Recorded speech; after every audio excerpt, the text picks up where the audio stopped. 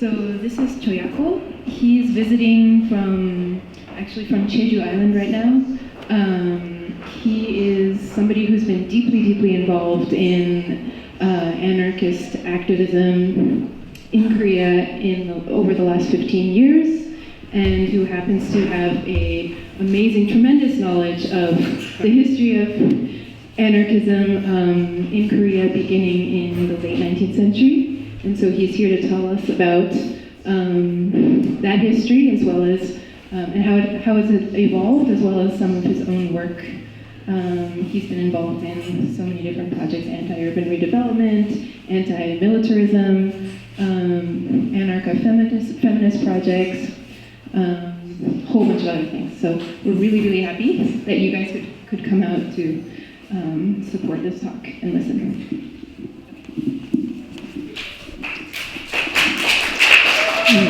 Hello everyone, it's nice to meet you, and it's great to be here. My name is Joyakgol, and also known as Dopetzo. I went by the name Dopetzo for more than 15 years, and so if you Google my name, Dopetzo is gonna come up with a lot of anarchist stuff. Actually, I wonder if you read this long email interview with me and this person, Gabriel Kun, and we had an interview about the history of Korean anarchism, and so if you read it, then it helps. I am currently on a tour of showing this documentary film about the Jeju Islanders' struggle against the construction of a naval base.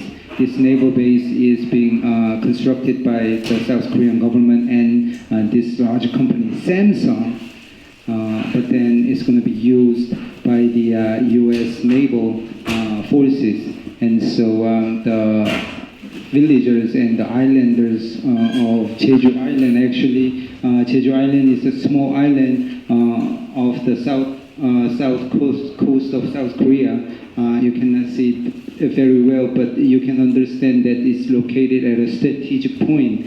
If you have a large naval base, then you can, that's right there. You can project your military power to China, to Korea, to Japan.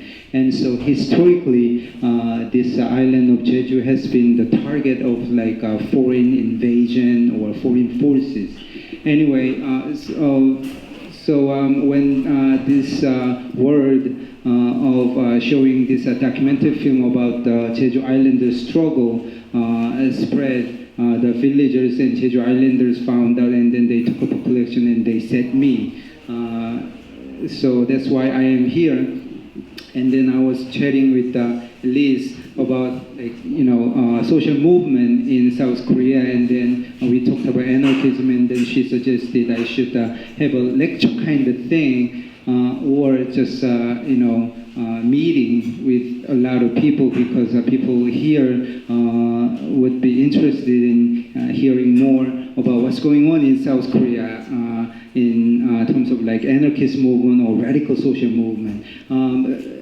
Since I guess not many stuff about radical social movement or anarchist movement in South Korea is known to the other world, other than Asian countries like Japan or China or Taiwan, and so I guess this is why we have so many people here today, and so I'm really glad, and I really want to thank you again. And let's start with the history of anarchist movement in Korea. At the time, it was just one Korea before the division of South and North.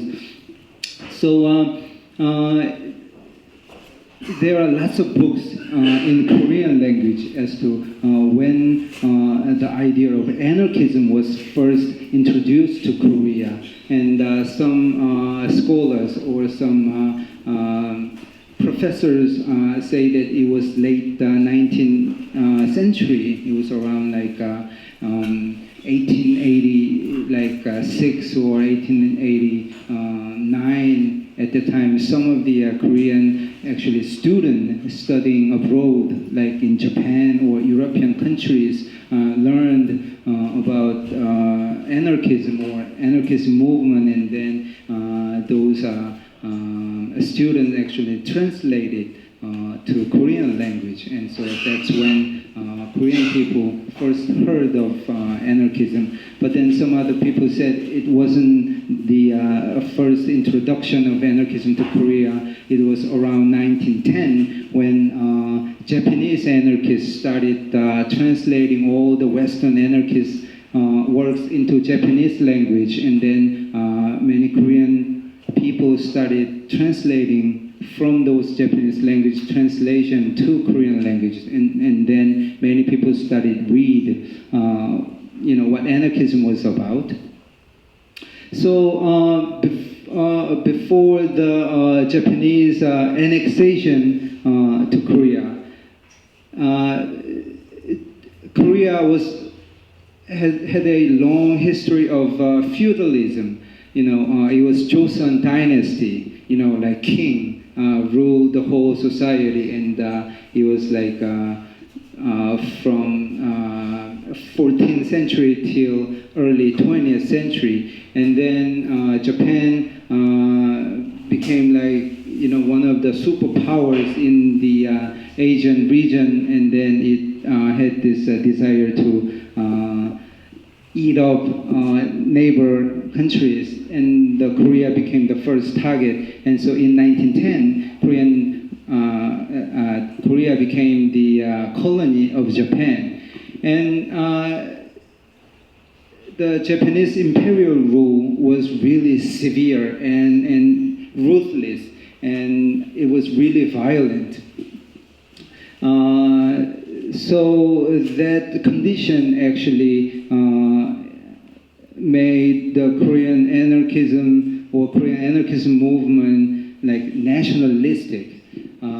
You see, the goal of the Korean people's movement during 1910 till 1945, when Korea was liberated from Japanese colonial rule, it was just all about liberation and self-determination. Whether you're a socialist or whether you're a communist or nationalist or anarchist, the goal was like similar, liberation from Japanese colonial rule and achieve self-determination. But how you can achieve that goal? And the answer to that question, differed. If you were a nationalist, their goal was to,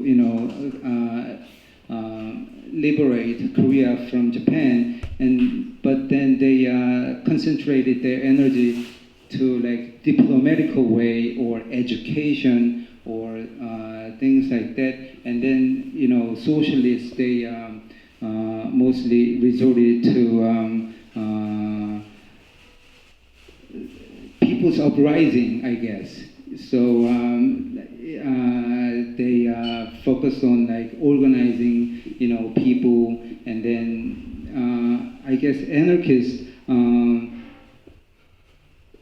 focus on like direct action kind of stuff to like scare those Japanese rulers of the Korea or anyway. So that's the just basic distinction of those three different currents of Korean liberation movement. And when the first uprising by the Korean people was the March 1st movement in 1919. So it was about 10 years after Japanese annexation of Korea. Like all throughout the Korean peninsula, people like, rose up and they said, we want freedom, we want liberation from Japan. And it was a massive people's demonstration, and it lasted several months all over Korea. And before that incident, or before that March 1st uprising, not many revolutionaries or anarchists or so-called movement leaders believed in the power of people. But then after they saw that people could actually do this revolt and,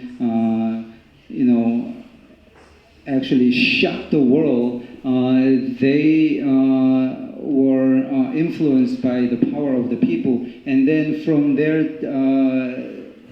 people developed different ideologies. And it was the anarchists who, influenced by the People's Uprising in 1919, and they put the belief in the people. And so later, during the 1920s, most anarchists actually believe in the power of people, and it can come from direct action. And so lots of strategies were discussed. And let's see, can you show us the next picture? This guy or this person is a very interesting person. And if you know a little bit about Korean history or modern history, this person's name is Shin Chae-ho. And he is a very famous Korean nationalist, and he's from a noble family. He was a born aristocrat. His family was long time, high-ranking class in the Joseon dynasty, and so he was very bright person, and he was very respected person too. And when he knew, or he realized, or this Japanese occupation of Korea started, he and other people, anarchist people, fled to China or Manchuria at that time, and then they started traveling all over China to wage independent movement, because they couldn't do it inside Korea. You see, this colonial rule was really harsh. Any kind of subversive movement was oppressed by the Japanese government. Like in the 1930s and 1940s, we couldn't even allow to speak Korean language. We had to change our names into Japanese names, and it's like assimilation. So we were forced to be assimilated into the Japanese society. And from the beginning of the Japanese rule, it was like that. And so him and other anarchists, had to flee to Manchuria, and then from there they made resistance bases all over.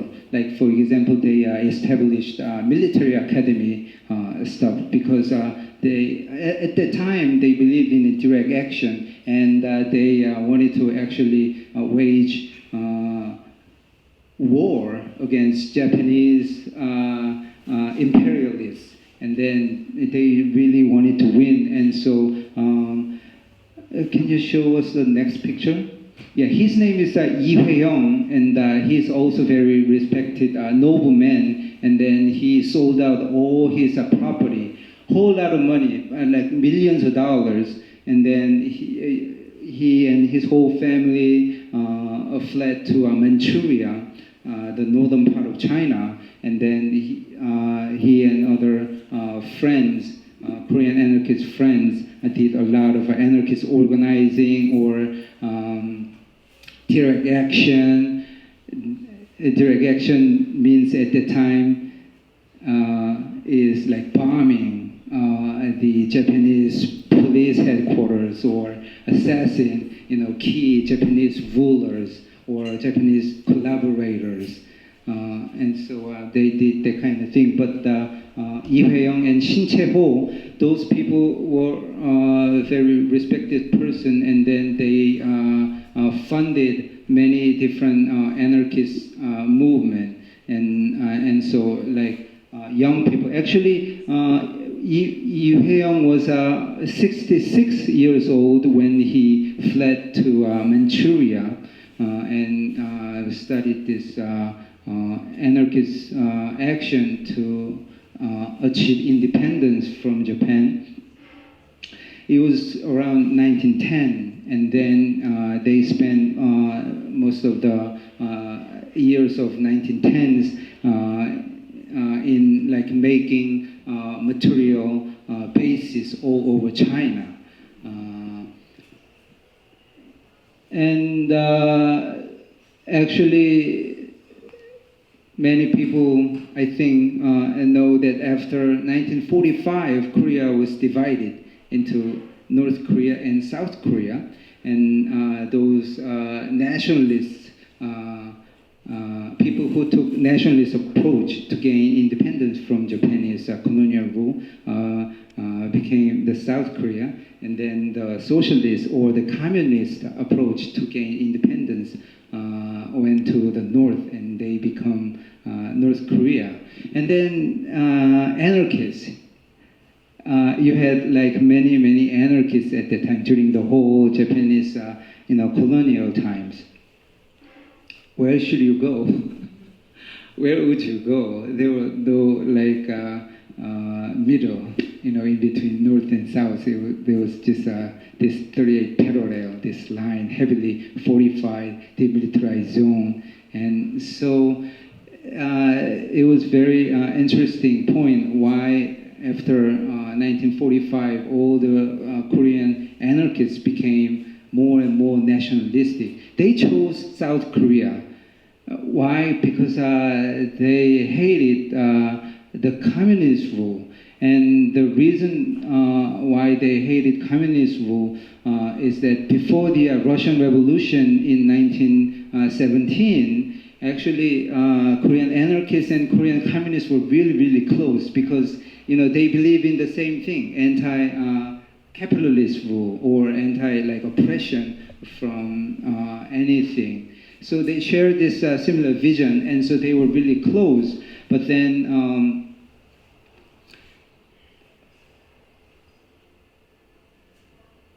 some Koreans or some anarchists actually went to Russia to see what was the Russian Revolution was all about, how those communist Russia looked like, and how Russia treated its people after it became Soviet Union.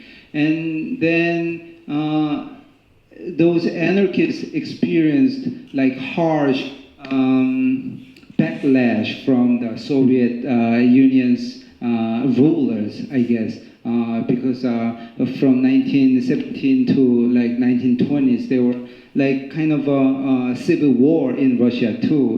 Capitalists tried to fight back, and they tried to topple this Soviet Union government.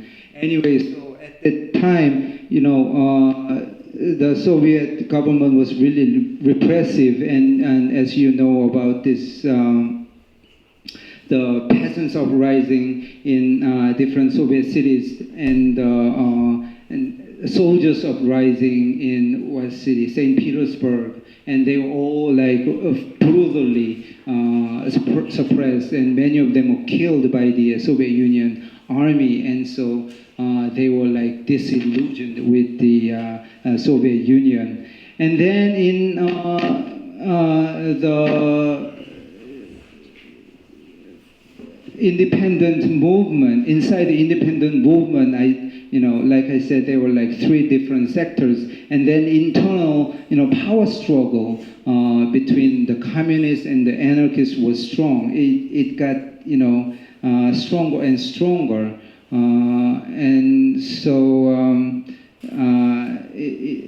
in 1920s in Korea.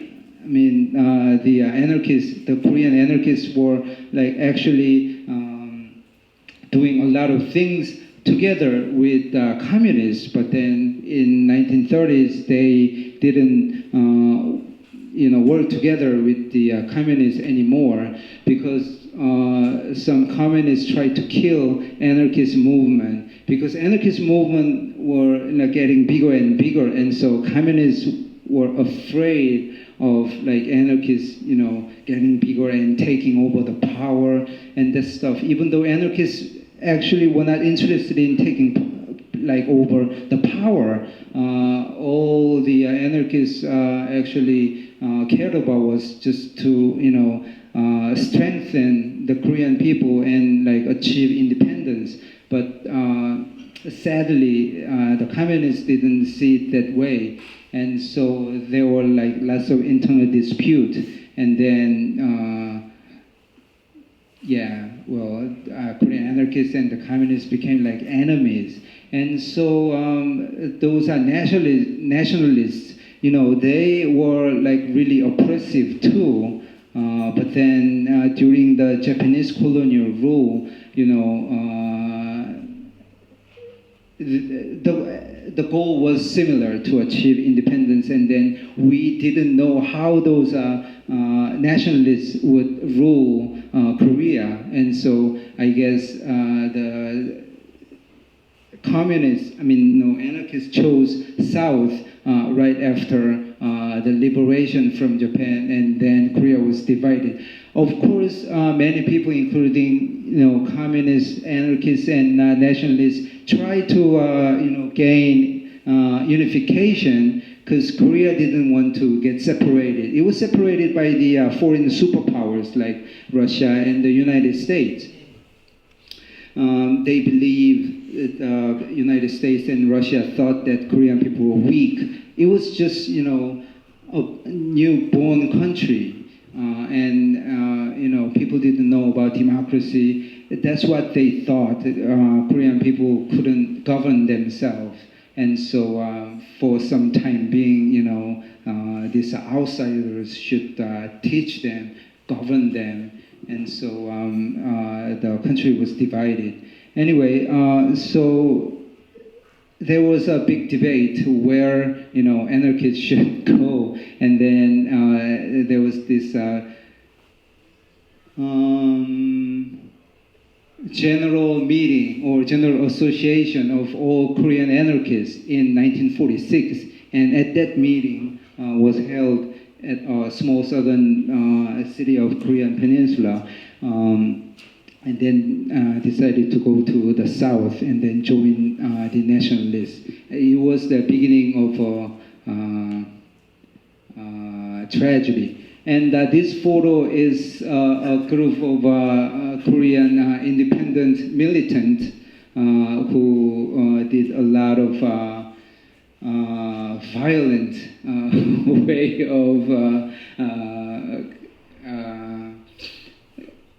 things like killing Japanese people.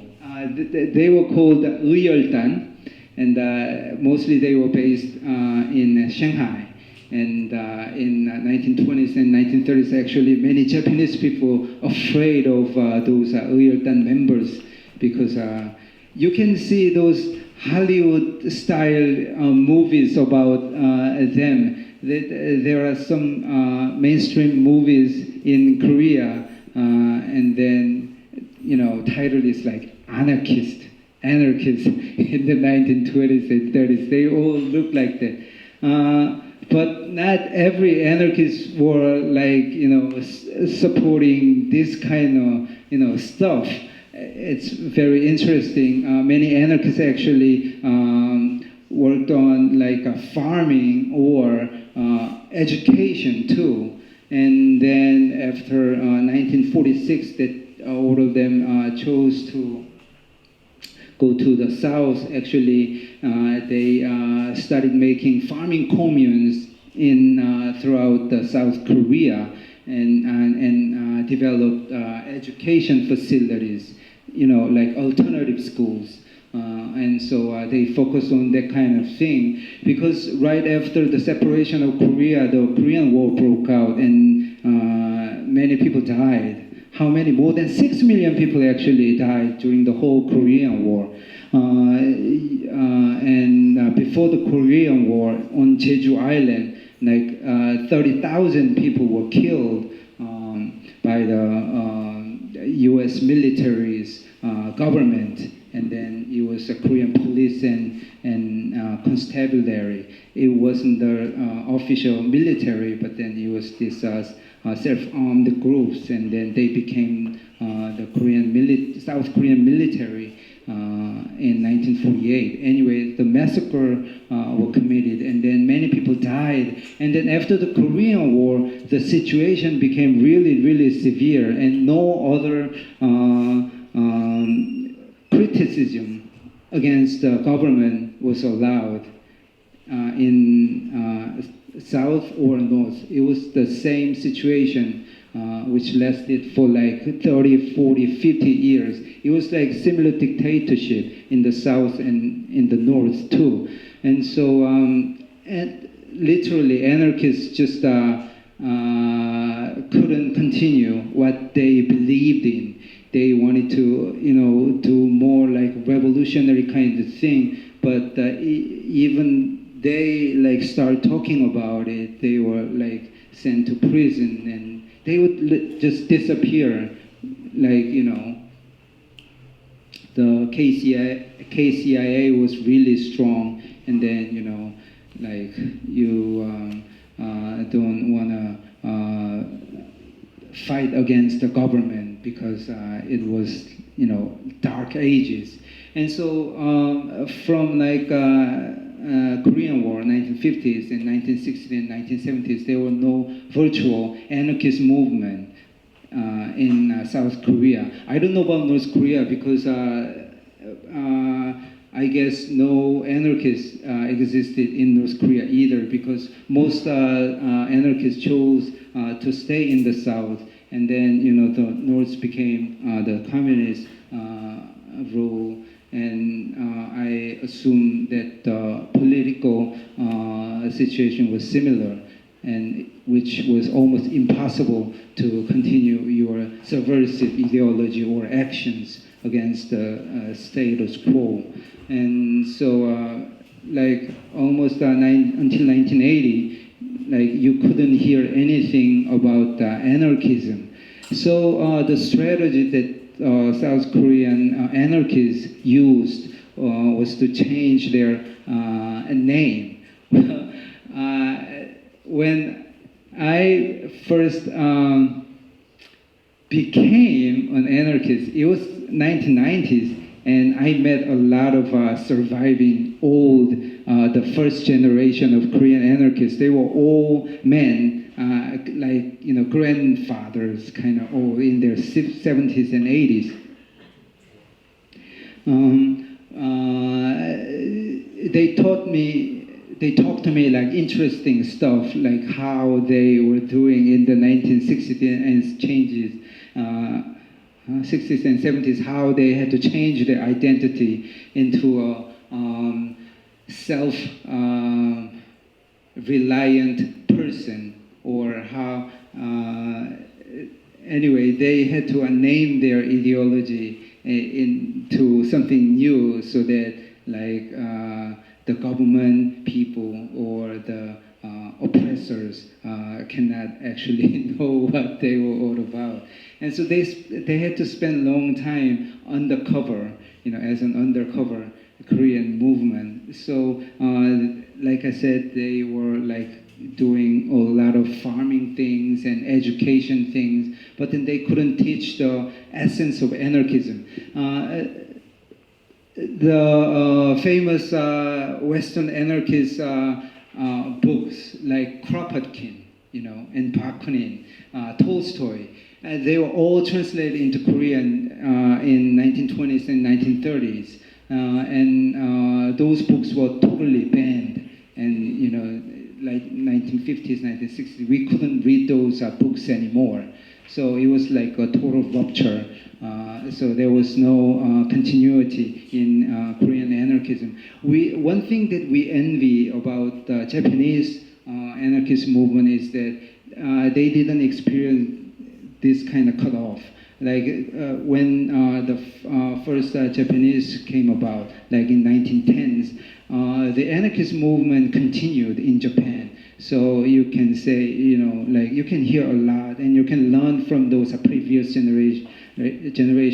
But then in Korea, when I started anarchist movement in 1990s, there were like nothing. Later, I studied myself. I did a lot of organizing. I did many anarchist stuff, and then little by little, I understood how it was, in 1920s and 1930s and 1940s. But then nobody could actually, taught me or told me, how the Korean anarchist movement was like in the past. And so it was not like a, first-hand experience. And some of the scholars who actually study anarchism argue that Korean anarchism movement has not cut off. Actually, it continued from the birth and until today. And so some of them says that Korea has like 100 years of anarchist movement, but the way I see it is not correct. And after like 1930s and 40s,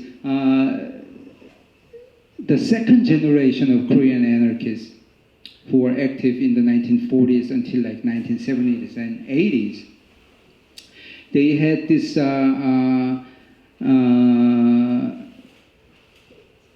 they inherited this legacy from the first generation of Korean anarchists. It was characteristics of Korean anarchist movement. Most of them were men. Most of them were from like noble family. They were like aristocrats, and they were sympathetic to nationalism.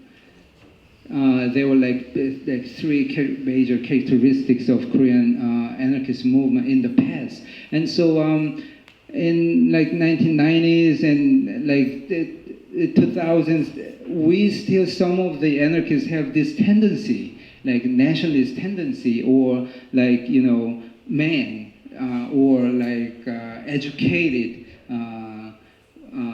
wealthy people. I guess, it has to do with the history of Korean anarchists in the 1920s. But actually, if I criticize that the Korean anarchist movement in the past was like that, not many people would want to acknowledge it.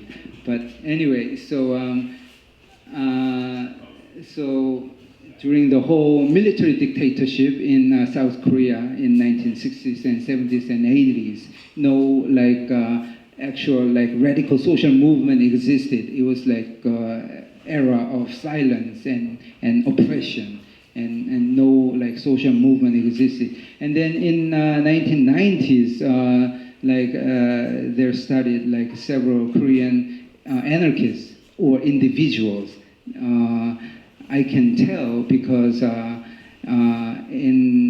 1996, next picture. In 1996, I remember the internet was first introduced to Korean society, and then I created this website, and then I did a lot of like searching on the internet, and then at the time I was like learning about anarchism, and I was fascinated by the world of anarchism. And then as I learned and studied a lot, later I realized that I was like close to like anarchism as opposed to like other leftist ideologies, right? This guy is a very interesting person.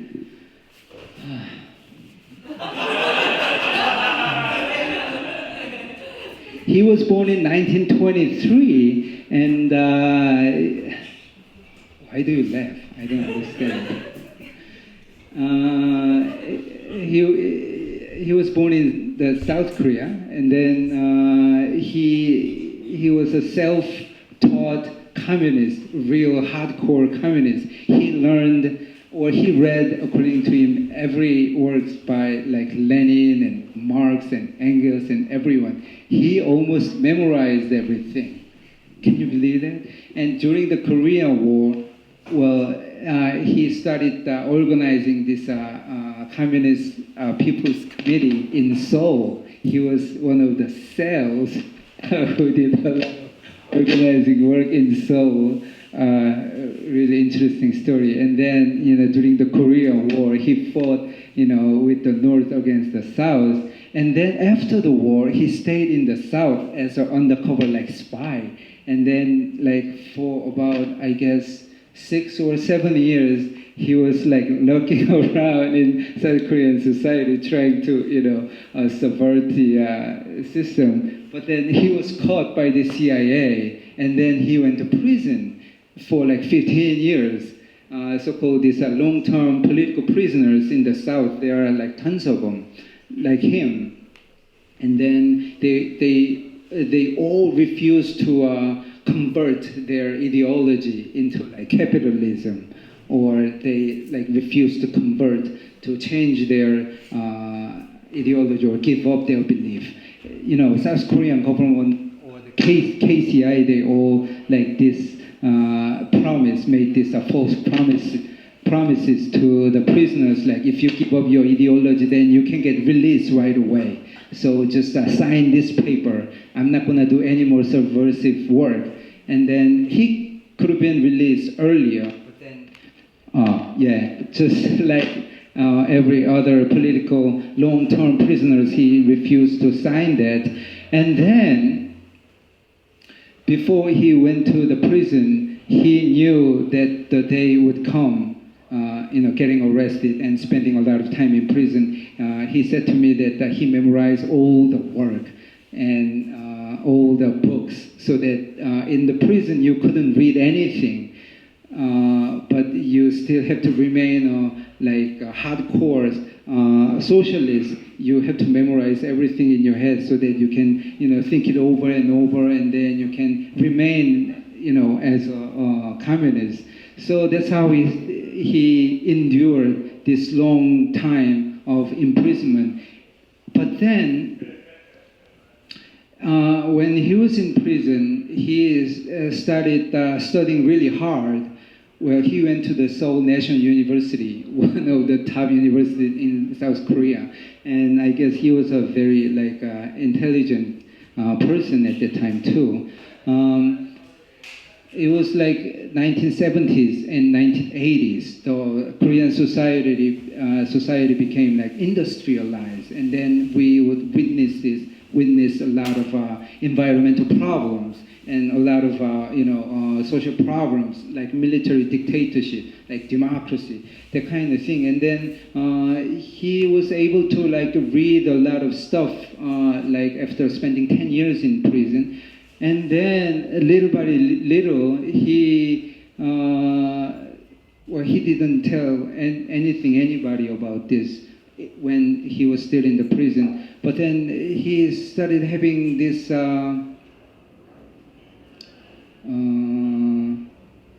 thoughts: is communism really right? Is Soviet Union, the old dreams, all the beliefs that I had was really right? Is really right for the people? Is it really right for the oppressed people, or for the contaminated environment, or the industrialization, workers, lots of social problems were there, but he knew that capitalism wasn't the answer. But he contemplated a long time, is communism the answer to this whole problem of industrialization? And then he later said no, and then he started reading other books after he was released from prison, and then he spent most of the 1980s reading books, and then later he became a hardcore environmentalist and then anti-nuclear activist. When he was in prison, and then he heard about the 3 Mile accident, and then after he was released, he heard about this Chernobyl incident in Soviet Union, and then he said that nor capitalism or communism was the answer. But then what's left? And for him, anarchism was the only answer. And so he learned a lot of anarchist stuff. And then he met a lot of Japanese anarchist survivors, because he was born in 1923, and then he went to school under the Japanese rule, and so he was able to speak and understand fluently Japanese language. And so he went to Japan many times in 1980s. There he met a lot of old surviving anarchists from 1920s and 30s, and then he exchanged a lot of discussions with older people, and then he finally believed that anarchism can show the answer to all the social problems that we have nowadays.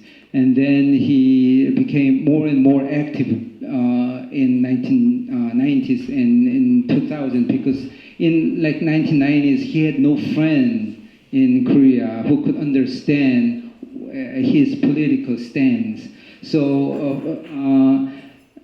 he was one of the first group of persons who started environmental movement in South Korea, and it's a legend. But then later he tried to tell those environmental activists about his anarchism, but then in 1980s and 1990s people didn't want to hear about anarchism from him. And then, I met him, and then we started talking about anarchism, and it was great. And so later he showed up at our demonstrations, and, you can see he's holding a sign, "No war." He always he would say that war is not the answer to, war is not the solution to any problem.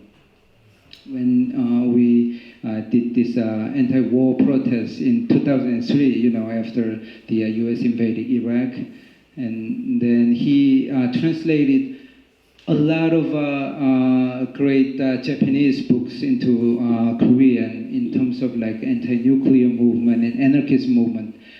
Through him, we got to hear the tradition of Japanese anarchist movement, and we met actually a lot of Japanese anarchist activists, and it was great. Yeah. Kim Won-sik. Kim Won-sik, yeah, or Won-sik Kim, yeah, W-O-N-S-I-K. That's his first name, and the last name is Kim, K-I-M. So, yeah, he translated more than 20 books, and then he had his own idea of anarchism or whatever, but then one day, I wouldn't know I'm gonna say this. Ask him, why don't you write your own book? Why do you always translate other people's work? And he was able to write his own books, but then the KCIA was always there. Even after he was released from prison, always surveillance was there. And so he was very cautious about expressing his ideas, because, he can go back to prison anytime.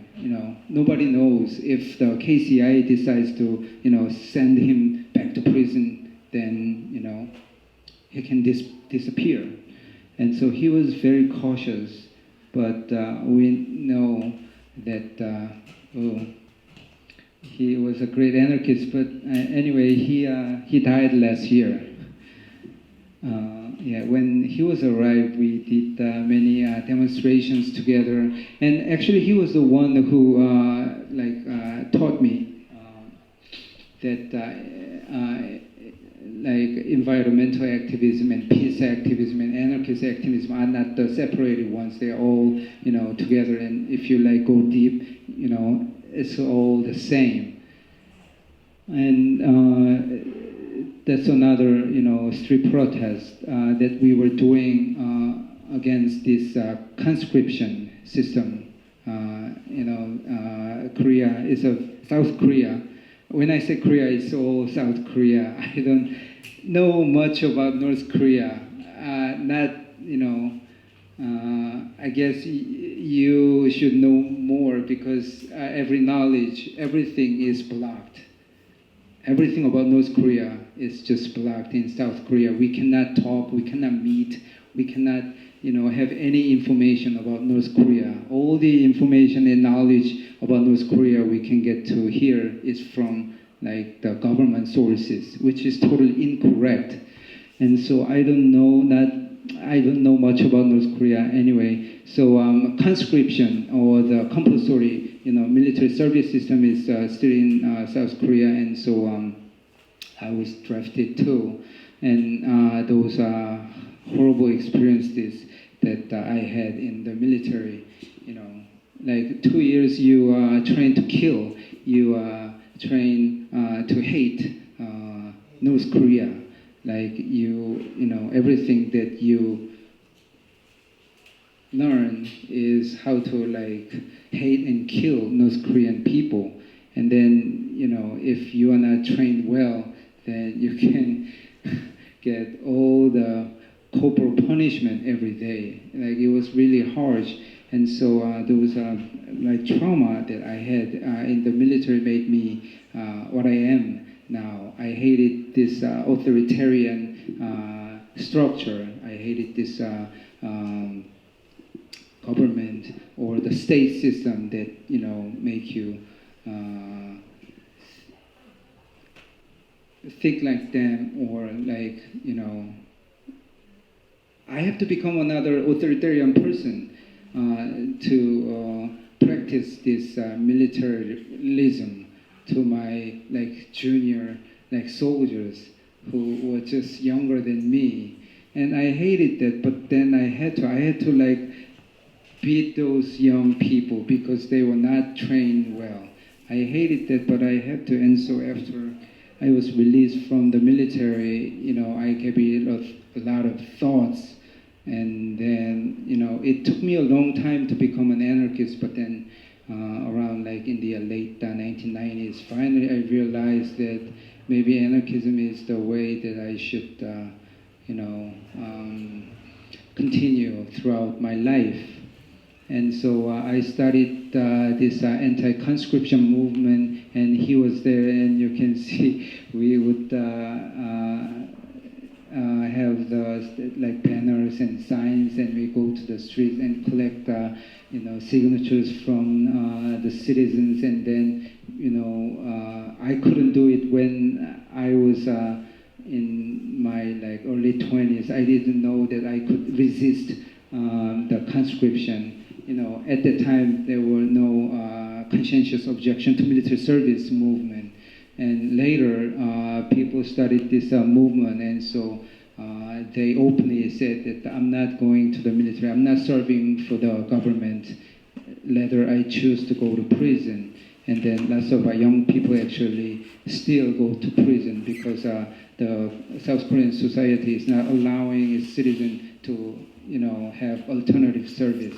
And so it's a big human rights violation, but then South Korean government saying we are still at war with the North, and it's all lies. It just shows how militarized Korean society is. And so we have done a lot of anarchist action against this militarism, to how to break this militarism.